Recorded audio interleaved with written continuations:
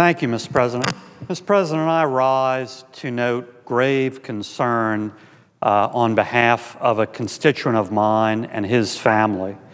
The constituent is Elton Mark McCabe, a businessman from Slidell, Louisiana, and he has been held against his will in the custody of South Sudanese officials since October 14th, for several weeks now, going on a month through Thanksgiving.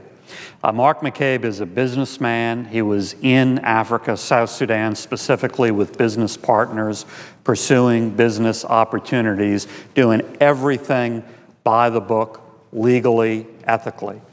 And apparently, for reasons we don't yet fully understand, business competitors or business enemies of his had some sway with South Sudanese officials, particularly in a particular portion of the government with the security force. And he was taken into custody. He was charged with vague, very serious crimes, and he's been held against his will for these many weeks. Well, Mr. President, I won't go into all the details, but it's been a long, tortuous experience. I've been on the phone constantly, virtually every day, with State Department officials, with the South Sudanese ambassador to the United States, with others, trying to demand basic due process and basic justice. Things have gotten a little better in the last week, and a few days ago there was a hearing before a judge regarding these trumped-up charges, and when the prosecution had basically no facts and no evidence to present, the judge virtually laughed in their face with regard to this lack of a case. Nonetheless, the prosecution asked for 3 more days to get its house in order, to get its notes in order, possibly just to try to save face by dropping these trumped-up charges against Mr. McCabe rather than having them thrown out against their will by the judge. We hope that's the case. We pray that's the case, but we don't know yet. And the next hearing before this same judge is going to be this Thursday. And so I just come to the Senate floor to urge that judge and the South Sudanese government to do the right thing, to do justice, and to immediately release Mark McCabe, who again has been held against his will with no evidence, with no meaningful charges against him since October 14th.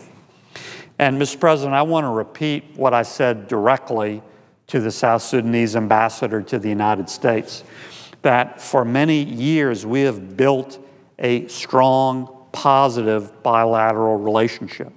But that relationship depends on appropriate trust between the parties and appropriate action.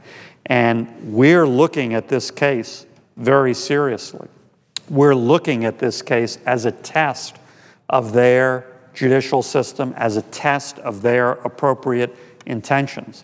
And if this completely unjustified detention continues, I can vow personally that I'll make sure there are consequences and repercussions to that relationship, because there should be, because they have violated basic, fundamental legal and human rights of a U.S. citizen. So again, Mr. President, I'm hopeful based on what happened in South Sudan a few days ago, but to quote President Ronald Reagan, you know, trust and verify. And we're going to verify one way or the other come Thursday. And the matter is very simple. We expect, even though Mark McCabe has been held against his will for weeks and weeks, finally, at this late date, we fully expect this sorry state of affairs to end on Thursday. And if it doesn't, if this continues, if these trumped-up frivolous charges continue, if he continues to be held against his will, I promise that I will make those statements to the South Sudanese ambassador ring true. I promise I will follow up on this to take action, because this is absolutely outrageous.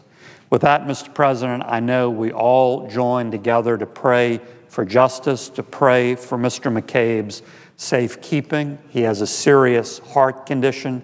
Indications are that he actually suffered a mild heart attack while in the custody of South Sudanese officials. So we pray for him, and we very much look forward and expect his quick return to his home in the United States.